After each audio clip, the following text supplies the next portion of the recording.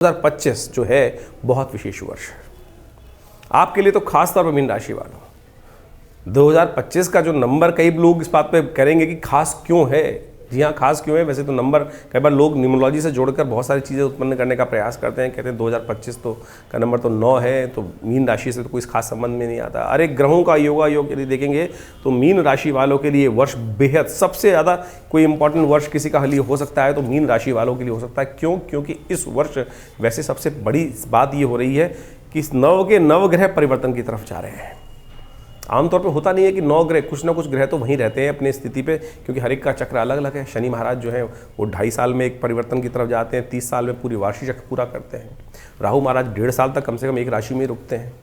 बृहस्पति महाराज जो हैं, अब बृहस्पति महाराज जो बड़ा खास जो आपकी राशि संबंध रखते हैं, आपकी राशि के स्वामी हैं, एक वर्ष में एक राशि पार करते हैं और 12 वर्ष में पूरा चक्र लगा लेते हैं। लेकिन इस वर्ष यदि हम 2025 के संबंध में भी समझने का प्रयास करें, जिसलिए हमने बोला कि बेहद खास आपके लिए है, इस वर्ष विशेष तौर पर राशि परिवर्तन करते करते ही 3 राशियों में परिवर्तन का योग बनेंगे।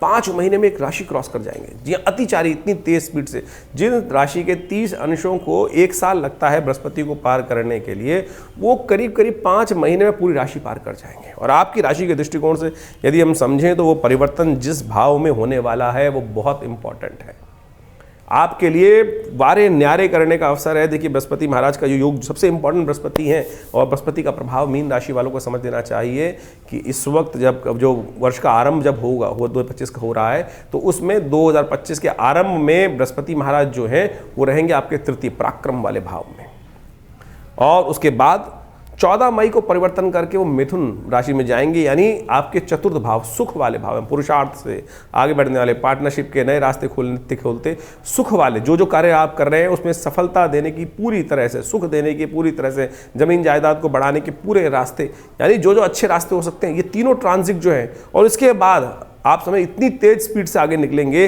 अतिचारी होकर। आप समझें कि जो ग्रह योग बन रहा है 18 अक्टूबर को, फिर उच्च के हो जाएंगे, पंचम भाव बुद्धि वाले भाव में प्रवेश कर जाएंगे। यानी जन्मपुत्री के दृष्टिकोण से देखा जाए तो तीनों इंपॉर्टेंट, तीसरा, चौथा, 5वां भाव, ये तीनों जान है कुंडली की।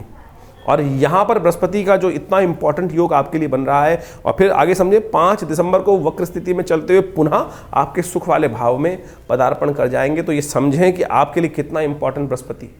3 वर्ष का जो खेल है वो 1 वर्ष में ही आपको समस्त प्रकार के पराक्रम से, पुरुषार्थ से, सुख देते हुए, बुद्धि का सही रास्ता अपनाते हुए, और साथ में भाग्य को जगाते हुए, कई रास्ते, पद को देते हुए, कई प्रकार से प्रमोशन इत्यादि के रास्ते, ये लाभ के रास्ते खोलने के लिए बृहस्पति पूरे तटस्थ होकर आपकी राशि में तैयार होकर योग बना रहे हैं।